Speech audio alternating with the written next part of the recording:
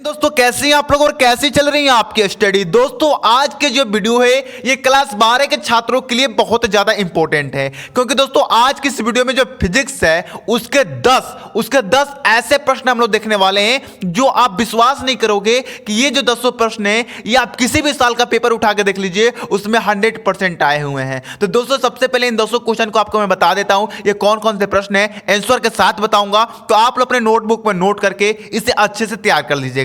और दोस्तों वीडियो को लाइक कर दीजिएगा, चैनल को सब्सक्राइब प्लीज कर लीजिएगा, क्योंकि इस चैनल पर फ्री में 1 रुपया नहीं लिया जाता है और सभी विषय का तैयारी कराया जाता है। आप चैनल पर चेकआउट खुद कर सकते हैं। ठीक है, चलिए फटाफट हम सभी क्वेश्चन को देख लेते हैं। तो जो पहला प्रश्न है वो है कि विद्युत क्षेत्र के तीव्रता की परिभाषा मात्रक और बीमा लिखिए। ये बहुत इंपॉर्टेंट क्वेश्चन है, इंपॉर्टेंट क्वेश्चन के श्रेणी में आता है। ठीक है, मुझे मालूम है कि इसका आंसर आपको मालूम है, लेकिन इसका रिवीजन कर लीजिए, इंपॉर्टेंट है तो मेरा फर्ज है कि आपको मैं बताऊं, आपको दिखाऊं। तो देखिए, विद्युत क्षेत्र में किसी बिंदु पर रखे एकांक आवेश पर लगने वाला बल की तीव्रता को विद्युत क्षेत्र की तीव्रता कहते हैं। यानी कोई आपके पास विद्युत क्षेत्र है, उसमें कोई आवेश है और उस आवेश पर जो बल लग रहा है वही विद्युत क्षेत्र की तीव्रता कहलाता है। ठीक है, हम विद्युत क्षेत्र की तीव्रता को E से प्रदर्शित करते हैं, तो E बराबर हो जाएगा F बटे Q।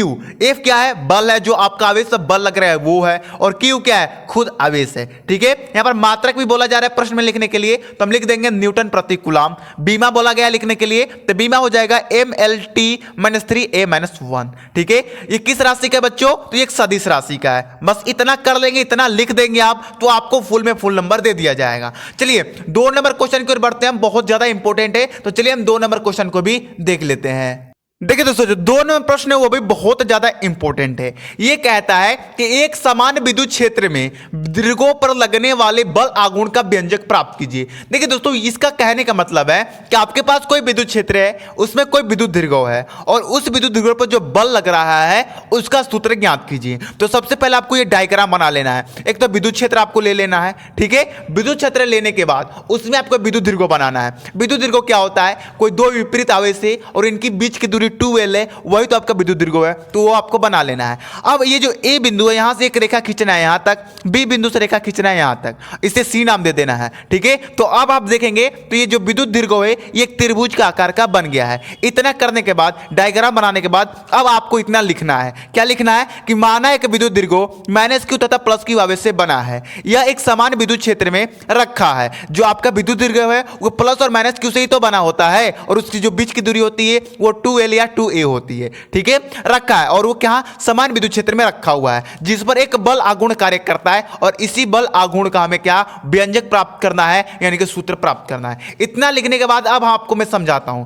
देखिए यहां पर अगर आप डायग्राम में देखोगे तो आपका एक त्रिभुज बन रहा है ABC। त्रिभुज क्या बन रहा है? ABC। अब इसमें काम करना है आपको, त्रिभुज ABC में। देखिए आपको तो मालूम है कि जो साइन थीटा बराबर होता है लंब बटा कर्ण होता है। क्या होता है? लंब बटा कर्ण। ठीक है, तो अब आप त्रिभुज में देखिए कि यहां पर लंब कौन है और कर्ण कौन है। 1 मिनट, लंब कौन है? यहां पर BC है, लंब है ना भाई, तो इसको हम BC लिख देते हैं। अब यहां पर कर्ण कौन है? तो कर्ण AB है, यानी AB का मान क्या है? 2L है, तो यहां पर हम 2L लिख देते हैं। इतना लिखने के बाद अब BC को हम इधर भेज देते हैं, साइन थीटा को इधर भेज देते हैं, तो BC बराबर हो जाएगा 2L साइन थीटा। तो हमारा BC का मान ज्ञात हो गया। अब इसको हम इधर रहने देते हैं, इसका अभी हमारे पास कोई काम नहीं है, हमने पहले निकाल कर रख लिया, जब इसका उपयोग करना होगा तब उपयोग कर लेंगे। अब आइए क्वेश्चन पर। क्वेश्चन में क्या कर रहा है कि बल आघूर्ण का व्यंजक प्राप्त कीजिए। बल आघूर्ण को हम टाउ से प्रदर्शित करते हैं। किससे? टाउ से प्रदर्शित करते हैं। टाउ बराबर होता है F, यानी कि बल गुणे BC। ठीक है, तो F का मान क्या है? देखिए आप तो विद्युत क्षेत्र की तीव्रता अभी मैंने पढ़ाया कि E बराबर होता है F बटे Q, होता है ना। तो अगर हम F को इधर भेजे, E को इधर भेज दे, तो क्या होगा? F बराबर हो जाएगा QE। ठीक है, ये आ गया F का मान। तो चलिए मान रख देते हैं, टाउ बराबर F का मान क्या हो जाएगा? QE गुणे BC का मान अभी हमने निकाला। यहां पर देखिए BC का मान 2L साइन थीटा, तो इसका मान यहां पर रख देते हैं 2L साइन थीटा। अब यहां पर देखिए क्या करना है आपको, टाउ बराबर ये जो आपका 2L है इसको इधर भेजिए, और जो Q है इसको इधर भेज दीजिए, तो यानी 2QL गुणे, अब E को इधर भेजिएगा तो E साइन थीटा हो जाएगा। अब समझिए कि आपने इसका व्यंजक प्राप्त कर लिया, इतना कर लिया, तो टाउ बराबर अब ये जो 2 क्यू एल है, इसकी जगह पर हम पी रख सकते हैं ना। पी क्या है? एक विद्युत द्विध्रुव आघूर्ण है, आपने पढ़ रखा है पहले चैप्टर में कि पी बराबर होता है 2QL। ठीक है, इसकी जगह पर हम पी रख देते हैं, तो पी गुणे ई साइन थीटा। यही तो है आपका बल आघूर्ण का सूत्र। इसे आप लिख सकते हैं टाउ बराबर पी ई साइन थीटा। बस यही तो है, काम खत्म। इतना अगर आप करके आते हैं, आप अच्छे से करना, क्योंकि वीडियो बना रहा हूं तो इसमें राइटिंग थोड़ा अच्छा नहीं बैठ पाया है, लेकिन आप अच्छे से एकदम लाइन बाय लाइन कीजिएगा और इसको इस तरफ कोने में कर दीजिएगा, आपका काम बन जाएगा, आपको फुल नंबर दे दिया जाएगा। तो चलिए दोस्तों, जो हमारा तीसरा प्रश्न है उसे देख लेते हैं। जो तीसरा प्रश्न है वो है किरचॉफ का नियम लिखिए। बहुत इंपॉर्टेंट है भाई, इतना इंपॉर्टेंट है ना कि 2022 में 4 से 5 सेट में पूछा गया था। देखिए, अगर किरचॉफ का नियम आता है तो किरचॉफ के दो नियम होते हैं, एक किरचॉफ का प्रथम नियम, एक किरचॉफ का द्वितीय नियम। प्रथम नियम को धारा या संधि का नियम भी हम बोलते हैं। ठीक है, तो अगर आपका सिर्फ किरचॉफ का नियम पूछा जा रहा है तो दोनों ही लिखना पड़ेगा। ठीक है, या धारा या संधि का नियम पूछेगा तो सिर्फ पहला ही लिखना है, लेकिन सिर्फ अगर किरचॉफ का नियम पूछ दे तो आपका प्रथम और नियम दोनों ही लिखना पड़ेगा। तो देखिए, किरचॉफ का प्रथम नियम, इतना हेडिंग डाल के लिखना है कि इस नियम के अनुसार किसी परिपथ में किसी भी संधि पर मिलने वाली समस्त धाराओं का बीजगणितीय योग्य शून्य होता है। यह कहता है कि कोई आपके पास परिपथ है, उसमें कोई संधि है, उसमें जो धाराएं आ रही हैं और जो धाराएं जा रही हैं उसका जो योग्य होता है वो बराबर होता है, या जो ये जितने भी धाराएं हैं इनके सभी बीजगणितीय का योग्य शून्य होता है। तो देखिए, यहां पर कौन कौन सी धाराएं आ रही हैं? आई आ रही हैं, आई, और बीजगणितीय यानी कि सिग्मा बराबर 0। यही आपका किरचॉफ का प्रथम नियम है। नहीं समझ में आया? चलिए अब मैं और समझाता हूं। आपके पास एक संधि है, इसमें देखिए I1 धारा आ रही है, I2 धारा भी आ रही है, लेकिन I3 धारा जा रही है, I4 धारा जा रही है, I5 धारा भी जा रही है। ठीक है, तो अब देखिए ये क्या कह रहा है कि जो धारा आ रही है और जो धारा जा रही है उसके योग के बराबर है, यानी कि I1 प्लस I2 बराबर है I3 plus I4 plus I5 का। यही आपका किरचॉफ का प्रथम नियम है, यानी कि आगमित धारा का योग आने वाली धारा का योग, निर्गत धारा का योग यानी कि जाने वाली धारा का योग के बराबर है। बस चलिए, इतना लिखने के बाद आप द्वितीय नियम लिख दीजिएगा। द्वितीय नियम भी बहुत ज्यादा इंपॉर्टेंट है और इसे वोल्टा नियम भी बोला जाता है। ठीक है, तो आप लोग इसे जरूर याद कर लीजिएगा, दोनों नियम को याद कर लीजिएगा। देखिए, किरचॉफ का द्वितीय नियम जिसे वोल्टा नियम बोलते हैं, इस नियम के अनुसार किसी परिपथ में किसी बंद पास के विभिन्न भागों में बहने वाली धारा तथा संगत प्रतिरोध के गुणनफल का बीजगणितीय योग उस पास में लगे विद्युत वाहक बल की बीजगणितीय योग बराबर होता है। देखिए दोस्तों, अब आपके पास समझने का टाइम नहीं है, आपको जो भी इंपॉर्टेंट क्वेश्चन मिल रहा है उसे आप रट्टा मारते जाइए, क्योंकि अब आप लोगों के पास बहुत कम समय बचा है, एग्जाम बहुत पास में है। ठीक है, देखिए इसका कहने का मतलब कोई आपके पास परिपथ है, उसमें कोई दो पास है। देखिए, एक ये पास और एक ये पास, दो पास हैं। इसमें जो बहने वाली धारा है और जो इसका प्रतिरोध है उसके जो गुणन है वो आपके ये जो ई है जो विद्युत वाहक बल है उसके बराबर है, यानी कि सिग्मा आई यानी कि धारा का बीजगणितीय गुणे आर यानी कि प्रतिरोध बराबर है बीजगणितीय ई के यानी विद्युत बल के। यही आपका किरचॉफ का द्वितीय नियम है जिसे वोल्टता नियम भी बोलते हैं। ठीक है, तो दोस्तों आप लोग बात और याद रखिएगा, आपके एग्जाम में अगर आ जाए कि धारा का नियम क्या है या संधि का नियम क्या है तो आपको ये लिखना है। अगर आपके एग्जाम में आ जाए कि वोल्टता का नियम क्या है तो आपको ये लिखना है, या किरचॉफ का द्वितीय नियम आ जाए तो ये आपको लिख देना है। ठीक है, तो चलिए दोस्तों, जो हमारा चौथा प्रश्न है उसे भी देख लेते हैं।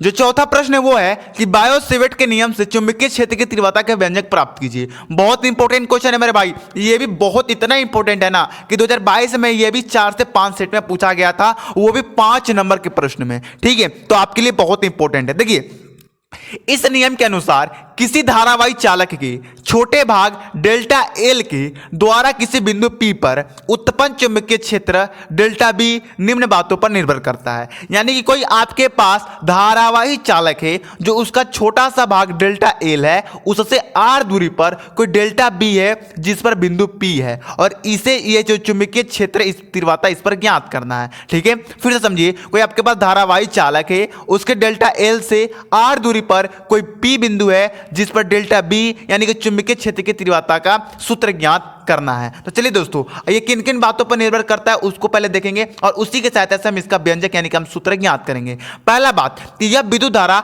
I के अनुकर्णपाती होता है, यानी कि डेल्टा बी यानी कि चुंबकीय क्षेत्र अनुकर्णपाती I।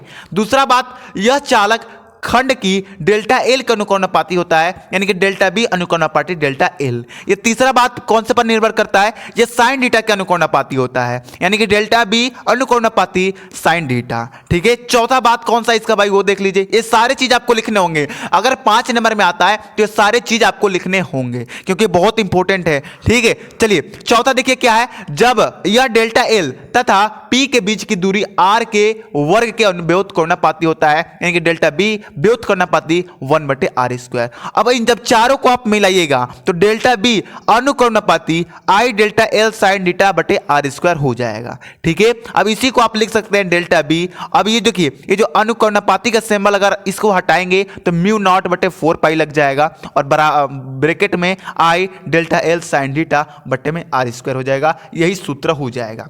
इससे आप लोग रट्टा मार दो क्योंकि आपके लिए बहुत ज्यादा इंपॉर्टेंट है। ठीक है, जितना हो सके उतना इसको 2 बार लिखो, 3 बार लिखो या 10 बार लिखो या कितने बार भी लिखो, लेकिन इसे याद करके आप लोग जरूर जाना अपने बोर्ड एग्जाम में। ठीक है, तो चलिए दोस्तों, जो हमारा 5 नंबर प्रश्न है उसे भी देख लेते हैं। 5 नंबर प्रश्न देखिए, विद्युत चुंबकीय प्रेरण के फैराडे का नियम लिखिए। अब फैराडे का भी नियम आ गया। अब आपको यह भी बताना पड़ेगा क्या कि फैराडे का नियम कितना महत्वपूर्ण है। देखिए, फैराडे का भी 2 नियम है, एक प्रथम नियम और द्वितीय नियम। अगर आपसे सिर्फ फैराडे का नियम पूछता है तो दोनों ही नियम लिखना पड़ेगा। या पूछ देगा फैराडे का प्रथम नियम लिखिए तो आपको ये लिखना पड़ेगा, या पूछ दे कि फैराडे का द्वितीय नियम लिखिए तो आपको ये वाला लिखना पड़ेगा। लेकिन अगर आपसे सिर्फ फैराडे का नियम पूछे तो दोनों ही लिखना पड़ेगा, और ये आपके 4 अंक में पिछले बार पूछा गया था। ठीक है, तो चलिए कैसे लिखेगा। प्रथम नियम, जब किसी बंद परिपथ में सम्मत चुंबकीय फलपथ के मान में परिवर्तन होता है तो परिपथ में एक विद्युत वाहक बल उत्पन्न हो जाता है, जिसके कारण परिपथ में एक प्रेरित धारा उत्पन्न हो जाती है। इसका प्रथम नियम है। ये कहते हैं कोई परिपथ है और इसमें जो चुंबकीय फलपथ है, अगर उसके मान में जब परिवर्तन होगा ना तो उस परिपथ में एक वाहक बल उत्पन्न हो जाता है, और वाहक बल उत्पन्न के कारण ही उस परिपथ में एक प्रेरित धारा उत्पन्न हो जाती है, जिसे प्रथम नियम कहते हैं फैराडे का। ठीक है, चलिए फैराडे का द्वितीय नियम देखिए। यह कहता है कि इस नियम के अनुसार प्रेरित विद्युत वाहक बल का मान चुंबकीय फलकस में परिवर्तन के ऋणात्मक दर के बराबर होता है। ठीक है, इसका फॉर्मूला क्या हो जाएगा, ई यानी कि विद्युत वाहक बल बराबर डेल्टा फाई बटे डेल्टा टी। ठीक है, इतना कर लेंगे आपका काम बन जाएगा। चलिए 6 नंबर प्रश्न देखिए। 6 नंबर प्रश्न भी बहुत ज्यादा इंपॉर्टेंट है। 6 नंबर जो प्रश्न है, हाइगेंस के द्वितीयक तरंगिकाओं के सिद्धांत की व्याख्या कीजिए। बहुत इंपॉर्टेंट क्वेश्चन है मेरे भाई। देखिए, इसमें आपको 3 पॉइंट में लिखना है। पहला पॉइंट में लिखना है कि जब किसी माध्यम में स्थित तरंग स्रोत में तरंगें निकलती हैं तो स्रोत के चारों ओर माध्यम के कण उत्पन्न कंपन करने लगते हैं। ठीक है, इतना आपको लिख देना है। दूसरा लिखना है कि तरंगग्राह पर स्थित प्रत्येक माध्यम में कण एक नए तरंग स्रोत का कार्य करता है, जिससे नई तरंगें सभी दिशाओं में निकलती है। इन तरंगों के द्वितीयक तरंगिकाओं कहते हैं। ठीक है, चलिए अब तीसरा जो पॉइंट है वो लिखिएगा, अभी दिखा देता हूं। तीसरा पॉइंट आपको लिखना है कि किसी क्षण यदि द्वितीयक तरंगिकाओं के स्पर्श करता हुआ पृष्ठ खींचा जाए तो उस क्षण वह तरंगाग्र की नई स्थिति को दर्शाएगा। तो इतना आपको लिख देना। हाइगेंस के द्वितीय तरंगिकाओं के सिद्धांत की व्याख्या किया जाए, अगर पूछा जाए तो आपको 3 पॉइंट बना के लिख देना है, आपको फुल में फुल नंबर मिल जाएंगे। ठीक है, चलिए 7 नंबर प्रश्न देखिए। 7 नंबर प्रश्न है कि व्यतिकरण के लिए आवश्यक शर्तें क्या हैं। बहुत इंपॉर्टेंट है, और ये मैंने आप लोगों को जब 3 नंबर वाले प्रश्न करा रहा था तो उसमें मैंने कराया था। तो देखिए पहला क्वेश्चन हो जाएगा, पहला पॉइंट में देखिए 5 पॉइंट में लिखिएगा इसका आवश्यक शर्तें। पहला लिखिएगा कि दोनों स्रोत समान कला में होने चाहिए। ठीक है, दोनों स्रोत एक दूसरे के निकट होने चाहिए। ठीक है, चलिए तीसरा देखिए, दोनों स्रोत संकीर्ण होने चाहिए। ठीक है, चलिए दोनों स्रोतों के आयाम लगभग बराबर होने चाहिए। पांचवा लिखना है कि दोनों स्रोतों की तरंगदैर्घ्य बराबर होने चाहिए। बस 5 लिख दीजिएगा, आपका काम बन जाएगा, और यह आपकी एग्जाम में 3 नंबर वाले प्रश्न में पूछा जा सकता है। 8 नंबर प्रश्न देखिए, नाभिकीय संलयन क्या है, उदाहरण सहित समझाइए। नाभिकीय संलयन नाम से पढ़ते ही मालूम चल जा रहा है कि जब 2 नाभिकीय एक दूसरे के स्पर्श में आते हैं तो एक भारी नाभिक बनाते हैं, और इसे ही हम नाभिकीय संलयन कहते हैं। आखिर लिखने का तरीका क्या, कैसे लिखिएगा, ध्यान दीजिए। जब 2 अथवा 2 से अधिक हल्के नाभिक परस्पर मिलकर एक भारी नाभिक का निर्माण करते हैं तो इसी प्रक्रिया को हम नाभिकीय संलयन कहते हैं। ठीक है, लिख लीजिएगा, बहुत इंपॉर्टेंट है। उसके बाद आपको ये समीकरण दे देना है, और उसके बाद एक छोटा सा लिखना है कि सूर्य में नाभिक संलयन की प्रक्रिया होती है। ठीक है, इतना लिख देंगे, पूरा में पूरा नंबर मिल जाएगा। चलिए 9 नंबर प्रश्न देखिए।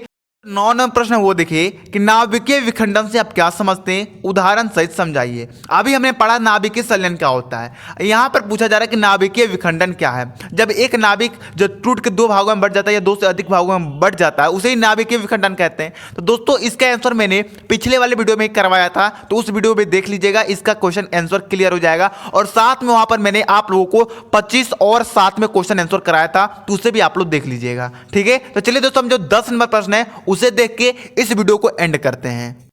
देखिए दोस्तों 10 नंबर क्वेश्चन है, बहुत इंपॉर्टेंट है और इसका आंसर तो मैं बताऊंगा नहीं, ना ही आपको मैं कहूंगा कि दूसरा वीडियो जाकर देखो। इसका आंसर आप खुद लिखो। कूलाम के नियम के भी क्या कीजिए। अरे मेरे भाई इसको मैंने 10 बार कराया है, कई वीडियो में इसका आंसर कराया है, कई वीडियो में मैंने आपको समझाया है। तो कूलाम का नियम आप खुद लिखिए, आपके लिए होमवर्क है और इसको जरूर लिखिएगा क्योंकि बहुत ज्यादा इंपॉर्टेंट है। 100% ये आपके एग्जाम में आएगा, नहीं तो इससे बनने वाले न्यूमेरिकल भी आएंगे। ठीक है, तो दोस्तों अगर वीडियो पसंद आया हो तो एक बार वीडियो को लाइक कर दीजिएगा, चैनल को सब्सक्राइब कर दीजिएगा। चलिए मिलते हैं आपको अगली वीडियो में। और एक बात बता दूं, कल से आप लोगों का न्यूमेरिकल चालू हो रहा है इस चैनल पर, सभी विषय का होगा न्यूमेरिकल, केमिस्ट्री और फिजिक्स का। ठीक है, तो आप लोग चैनल से जुड़ के अच्छे से स्टडी कीजिए, अपने एग्जाम में 90% लाने की हौसला रखिए। चलिए मिलते हैं अगली वीडियो में। जय हिंद, जय भारत।